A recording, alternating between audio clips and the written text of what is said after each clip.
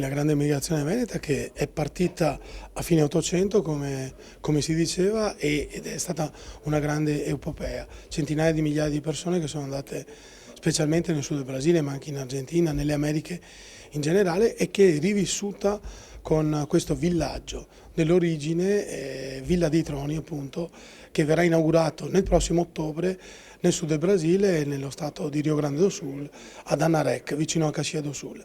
È un villaggio enorme con più di 50 costruzioni che rappresentano tutti i mestieri, tutti i lavori e la vita quotidiana che c'era una volta a fine 800. Il progetto nasce dall'omaggio, diciamo, ai nostri nonni, alle persone che hanno fatto l'epopea dell'emigrazione in Brasile, che hanno costruito il Brasile, che hanno costruito quella parte molto ricca del Brasile.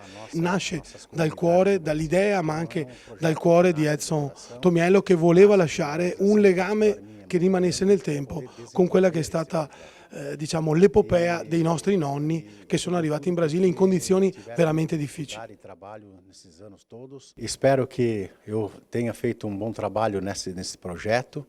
Contiamo che vengano a visitare questo parco tematico che attualmente è il parco tematico più grande del Brasile ed è un parco tematico che conta più di 50 edifici, sarà un parco tematico vivo e contiamo molto nel turismo, diciamo che arrivi specialmente dal Veneto dove ci lega questi forti legami ma anche da tutta Italia per venire a vedere una delle maggiori attrazioni attualmente in Brasile, dal 12 di ottobre 2025. Molto obrigado, grazie. Per questo progetto Villa dei Troni è un orgoglio per l'intera comunità bellunese.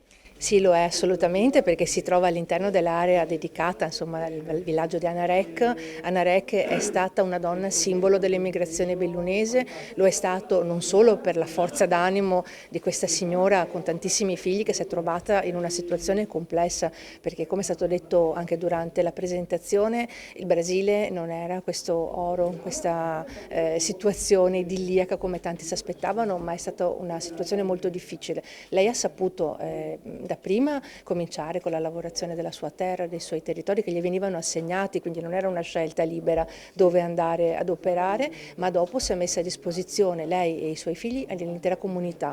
Lo ha fatto facendo l'infermiera, facendo l'ostetrica, ma anche poi mettendo in piedi l'attività di commercio e tenendo insieme la comunità religiosa che era uno degli elementi tipici del nostro Veneto in Brasile, ma in qualsiasi altra comunità. Quindi a lei dobbiamo questo ricordo e non può farmi che felice, penso a me e a tutta quanta la comunità bellunese, il fatto che Villa dei Troni possa rispecchiare proprio quella che era la vita del villaggi e della storia di Anarec. Villa dei Troni è un grandioso progetto privato che ci aiuta nel 2025 a tornare a dare un messaggio forte dove si riscontra in un progetto imprenditoriale l'elemento dell'identità, l'elemento della cultura e il mondo dell'associazionismo che partecipa in quella che noi affettuosamente chiamiamo l'ottava provincia veneta.